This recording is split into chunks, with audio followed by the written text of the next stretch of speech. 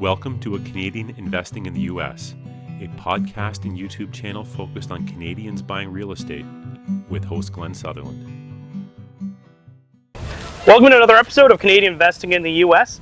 This week my guest is Jay Stiles. If you're watching this on YouTube, you can actually see we're not in our regular studio location. We're sitting in Cuba with these beautiful palm trees behind us.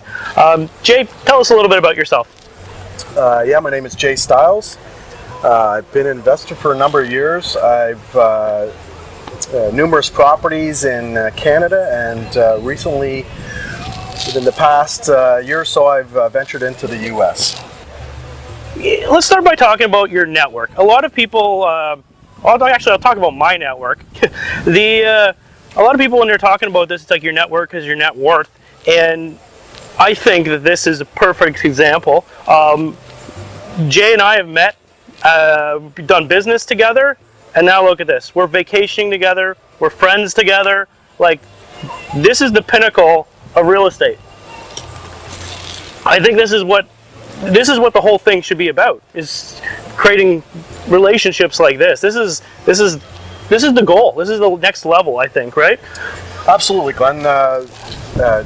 Expanding your network allows you opportunities to meet people that are doing different things and to change the way you're thinking about what you're doing right now. Like, originally I was in solely thinking about Canada, and once I met Glenn and realized what he was doing, I pivoted a bit to kind of, because I liked what he was doing. He was down the U.S. He wasn't changing toilets and tenants. So I really like the fact that he was freeing himself from some of the day-to-day operations when he was in Canada. So now he's able to kind of get more deals.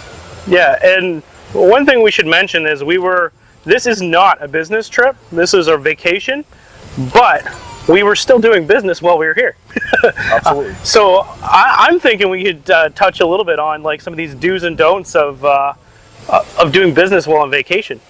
So I think we learned some things. I think we learned some things that would have added a lot of stress to our lives by doing it this way.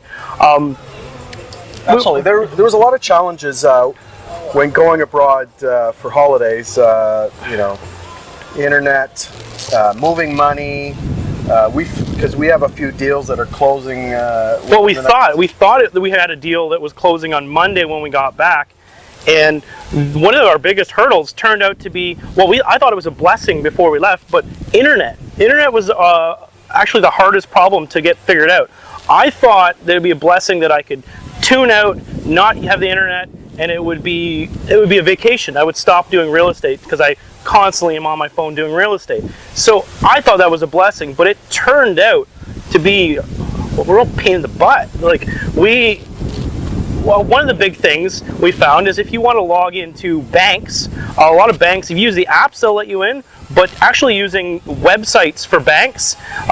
So some of my American banks, you need to use the website to log in because I can't get the app because the app is only available in the American App Store, not the Canadian App Store. So I used to use the bank website to log in and do all my banking, which is now impossible because they're blocking the connection coming from Cuba. So that made things difficult. When we were trying to close properties on Monday, it meant wiring money, sending money, and it with really, really shoddy internet. And I'm talking about internet that's so bad that if the email was more than like one paragraph, that it wasn't even going to open the email because we're working on dial-up levels.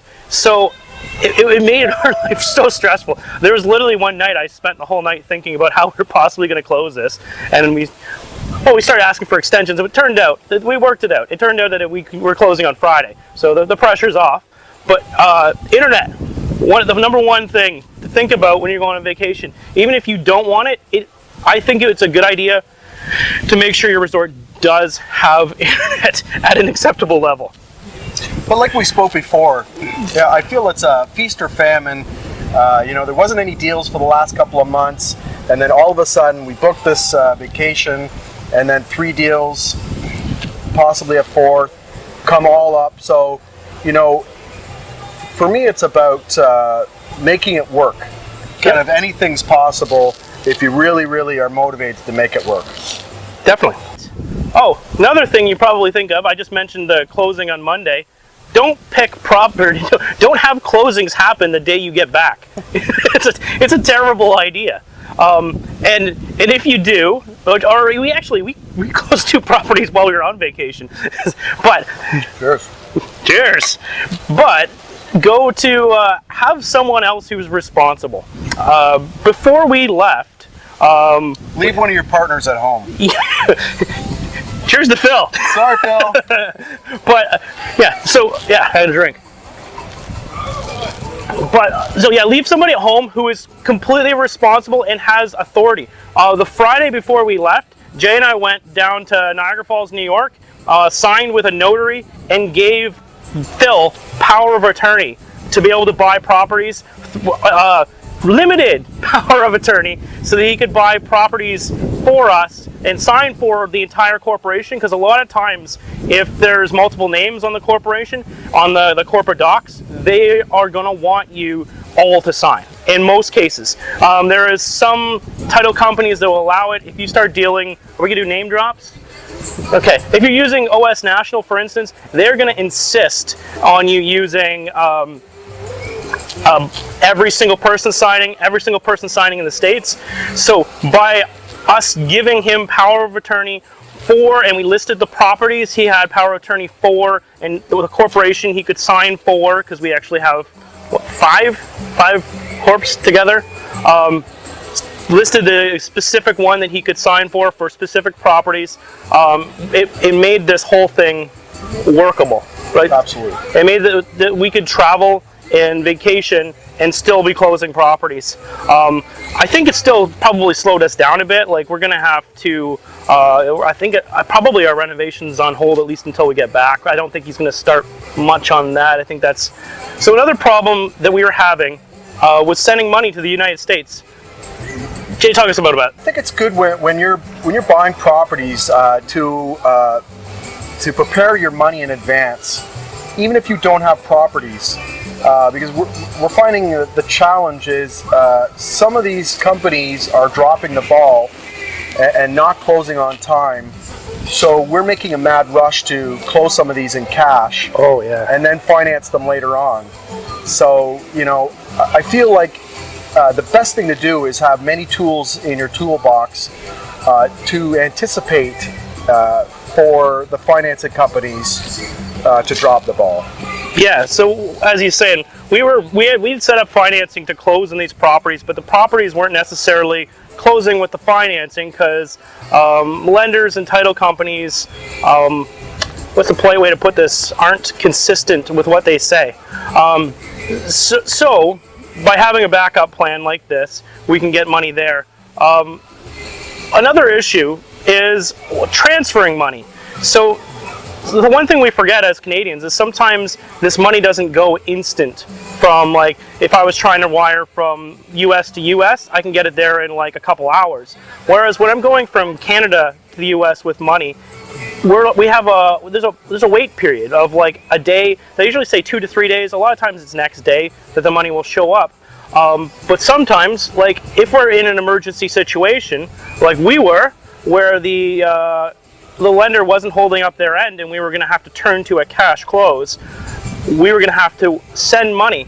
And based on the way your lines of credit are set up, if that's where you're using as your cash backup, sometimes the money isn't going from just straight there, right? And a lot of times we're like for your instance, we had to wire money, put a check from a line of credit to a bank account, and then a bank account we could do a wire from, because Jay, the same as we both have lines of credit at banks we don't actually bank at. I talked about this in an episode like 3 ago, where I get these lines of credit set up, and I don't actually bank there. I might have had a credit card or something, right? And so whenever you need that special money for a small period of time, for a couple days for the lender to catch up, there's sometimes an extra long wait period. If you need a check to clear, I would suggest doing it before you leave for the trip. Would reduce some stress. I also think it's beneficial to create relationships with banks in advance, even if you may or may not use them. That's a great tip. like reach out to, if you do quite a bit of banking, with fill in the blank here. Yeah. Reach out to the branch manager, get to know him, set up a time for to sit down with him.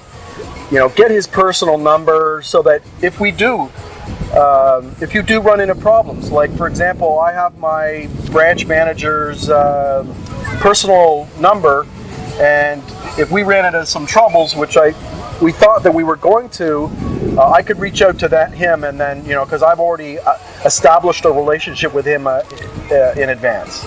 Yeah, and it might be a way to send money faster, allow him to move money from one bank account to another bank account for you through an email instead of an in-person situation, or a phone call, because you've told them you're going to Cuba. They know that what's happening, and they know that you've authorized this. If something happens, you may need to use them.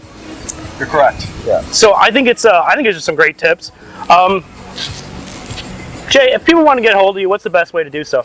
You can reach out to me personally at jstyles007@gmail.com. That's JAYSTYLES007@gmail.com.